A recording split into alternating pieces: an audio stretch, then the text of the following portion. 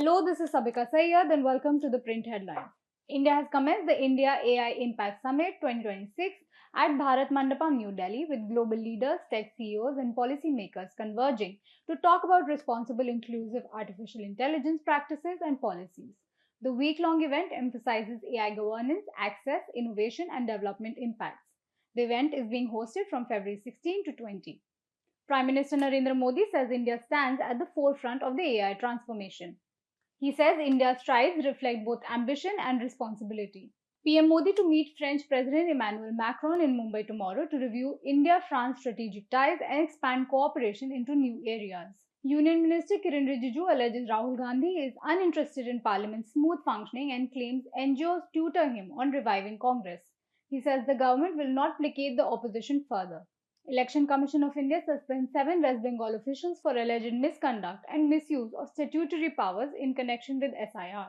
The state's chief secretary is directed to initiate disciplinary proceedings. Supreme Court of India refers petitions challenging the DPDP Act's impact on the RTI Act to a constitution bench. The court refuses to stay Section 44.3. Section 44.3 of the Digital Personal Data Protection (DPDP) Act of 2023 imposes a blanket ban on the RTI Act applicants, preventing them from seeking disclosure of personal information, the petitioners had said. Supreme Court of India says it finds no good reason to entertain pleas seeking an FIR against Assam CM Himanta Biswa Sarma over alleged hate speech. The bench asks petitioners to approach the Guwahati High Court. Police arrest 5 members of the Lawrence Bishnoi gang in connection with the murder of a businessman in Delhi's Bhavana area. They were arrested after a brief exchange of fire. One of the accused sustained a bullet injury to his leg. Mumbai police arrest 6 persons, including the alleged shooter in the firing at filmmaker Rohit Shetty's residence. With the latest arrest, 11 people have been held in the case. A 33-year-old man has died 9 days after a minor allegedly rammed an SUV into his scooter in Mumbai. Police booked the car owner and continue investigating negligence and illegal driving. Delhi police summons All India Students Association members, a YouTuber, and her associates over a scuffle at Delhi University. Notices are issued in connection with 2 FIRs registered at Morris Nagar police station.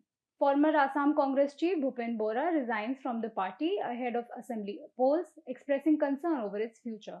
He said, "I have served the Congress for 32 years and I am worried about the future of the party. I have explained in detail about my reasons in the resignation letter sent to the party high command." On joining any other party before the elections, he said that no party has given him any proposal till now. BNP leader Mirza Fakhrul Islam Alamgir says Sheikh Hasina's presence in India will not deter broader India-Bangladesh ties. He says relations should not remain captive to a single issue.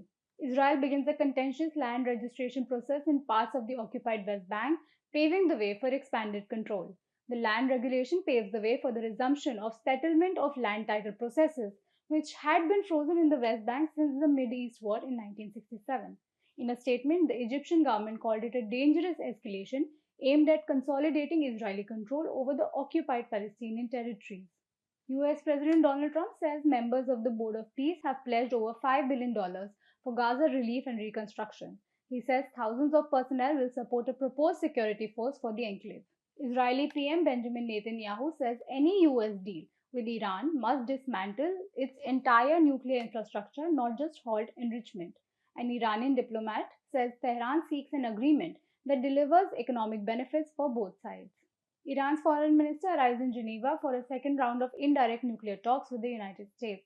Tehran and Washington restarted negotiations this month after previous talks collapsed when Israel launched an unprecedented bombing campaign against Iran last June. China grants visa-free entry to citizens of Canada and the United Kingdom, raising the total eligible countries to 79. Starting tomorrow, visitors can stay for up to 30 days for business, tourism, exchange programs, and to visit family and friends. Delhi High Court allows temporary release of actor Rajpal Yadav in a check bounce case after he deposited 2.5 crore rupees. The next hearing in this case is on March 18. England wins by 24 runs against Italy in T20 World Cup. England had opted to bat against Italy in the must-win T20 World Cup clash. The victory takes England into the Super 8s and knocks Scotland out. That's all we have for you today. We'll be back tomorrow with the latest.